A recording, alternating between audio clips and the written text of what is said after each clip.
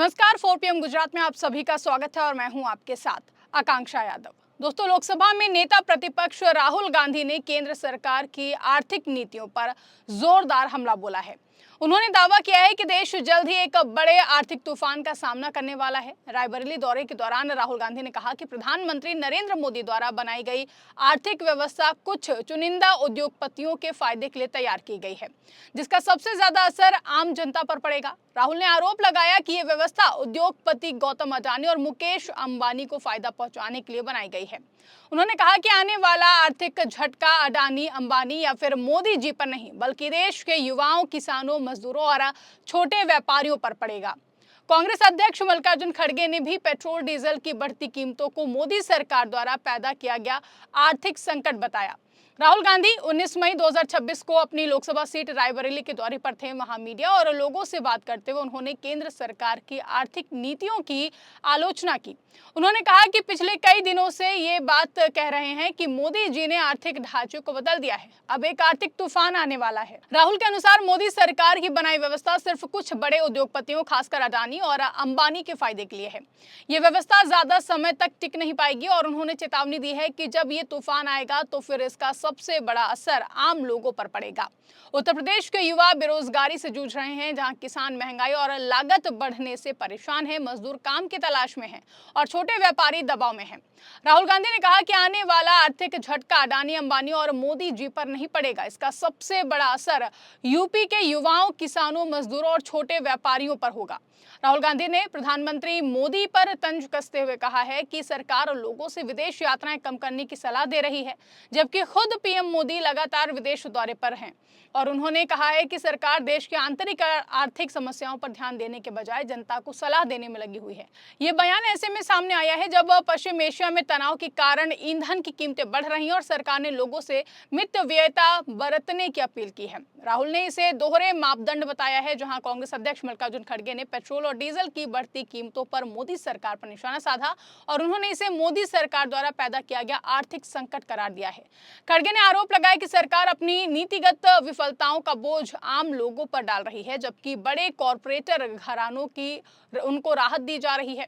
खड़गे ने कहा है कि सरकार चुनावों तक कीमतें छिपाए रखती है और चुनाव के बाद बढ़ा देती है। उन्होंने मोदी सरकार के नेतृत्व संकट, दूरदर्शिता की कमी और अक्षमता की आर्थिक संकट का मुख्य कारण बताया है। मंगलवार को पेट्रोल और डीजल की कीमतों में करीब 90 पैसे प्रति लीटर की बढ़ोतरी की गई है। जहां दिल्ली में पेट्रोल 97.77 रुपए से बढ़कर 98.64 रुपए प्रति लीटर हो गया है। डीजल 90 रुपए 67 पैसे हो गया है और उससे बढ़ा करके 91 रुपए 58 पैसे प्रति लीटर पहुंच चुका है। यह बढ़ोतरी पश्चिम एशिया में जारी तनाव के कारण हुई है, जहां कच्चे तेल की कीमतें बढ़ने और आयात पर निर्भरता के चलते भारत का तेल व्यापार घाटा बढ़ने की आशंका है। तेल कंपनियों ने लंबे समय तक घाटा सहन किया है, लेकिन अब इससे उपभोक्ताओं पर पास किया जा रहा है।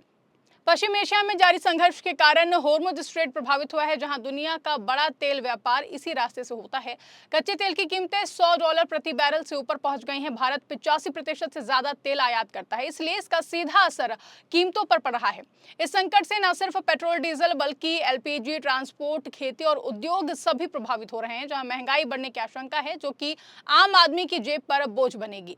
राहुल गांधी का मुख्य आरोप यह है कि मोदी सरकार की नीतियां जैसे बंदरगाह, हवाई अड्डे और ऊर्जा क्षेत्र में बड़े प्रोजेक्ट कुछ चुनिंदा उद्योगपतियों को फायदा पहुंचाती हैं। उन्होंने कहा कि आम आदमी का पैसा इन बड़े घरानों की मदद में लग रहा है, जबकि छोटे किसान, दुकानदार और युवा संघर्ष कर रहे हैं। आपको बता दें, कांग्रेस का कहना है कि 12 साल की मोदी सरकार में आर्थिक ढांचा आम लोगों के बजाय कुछ बड़े नामों के इर्द गिर्द बनाया गया है। अब जब वैश्विक संकट आया तो फिर यह व्यवस्था टिक नहीं पा रही है। सरकार का कहना है कि वैश्विक तनाव के कारण तेल की कीमतें बढ़ी हैं। भारत रूस जैसे देशों से सस्ता तेल खरीद रहा है, ड्यूटी घटाई जा रही है। अर्थव्यवस्था मजबूत बुनियाद पर है, जहां डीजीपी ग्रोथ, इंफ्रास्ट्रक्चर विकास और डिजिटल अर्थव्यवस्था आगे बढ़ रही है। लेकिन विपक्ष का कहना है कि महंगाई, बेरोजगारी और किसानों की आय जैसे मुद्दे हल नहीं हो रहे हैं। पेट्रोल डीजल की बढ़ोतरी महंगाई को और बढ़ाएगी। वहीं ये विवाद ऐसे समय में है जब लोकसभा में बजट सत्र चल रहा है और विपक्ष सरकार को घेरने की कोशिश कर रहा है। राहुल गांधी की रायबरेली यात्रा उनके संसदीय क्षेत्र में जनसंपर्क का हिस्सा थी, जहां कांग्रेस इससे आर्थिक मुद्दों पर जनता को जागरूक करने का मौका बना रही है। आर्थिक विशेषज्ञों का कहना है कि अगर पश्चिम एशिया का तनाव लंबा चला तो फिर तेल की कीमतें और भी ज्यादा बढ़ सकती हैं। सरकार को स्टॉक बढ़ाने, वैकल्पिक स्रोत ढूंढने और सब्सिडी पर विचार करना पड़ सकता है। कांग्रेस मांग कर रही कि सरकार बड़े कॉरपोरेट्स को दी गई राहतों की समीक्षा करे और आम आदमी को राहत दे। राहुल गांधी और मल्लिकार्जुन खड़गे का हमला केंद्र सरकार की आर्थिक नीतियों पर है, जहां आर्थिक तूफान की चेतावनी और पेट्रोल डीजल की बढ़ोतरी ने बहस छेड़ दी है। विपक्ष कहता है कि व्यवस्था कुछ चुनिंदा लोगों के लिए है, जबकि सरकार वैश्विक परिस्थितियों को जिम्मेदार ठहराती है। आम आदमी अब महंगाई का असर महसूस कर रहा है, चाहे राजनीतिक आरोप हो या फिर वास्तविक समस्या। ईंधन की कीमतें और आर्थिक स्थिरता हर किसी को प्रभावित करती है। सरकार को जल्दी ठोस कदम उठाने चाहिए ताकि आम जनता पर बोझ कम हो, देश की अर्थव्यवस्था मजबूत बने। यही सब चाहते हैं, लेकिन जब तेल महंगा होता है तो फिर हर घर का बजट बिगड़ता है। इस संकट से कैसे निकला जाए, ये आने वाले दिनों में साफ होगा। वहीं इस खबर पर आपकी क्या राय है, कमेंट करके हमें जरूर बताइएगा। फिलहाल के लिए इस खबर में बस इतना ही। ऐसी ही तमाम बड़ी और राजनीतिक खबरों के लिए आप बने रहिए और देखते रहिए 4PM गुजरात। धन्यवाद।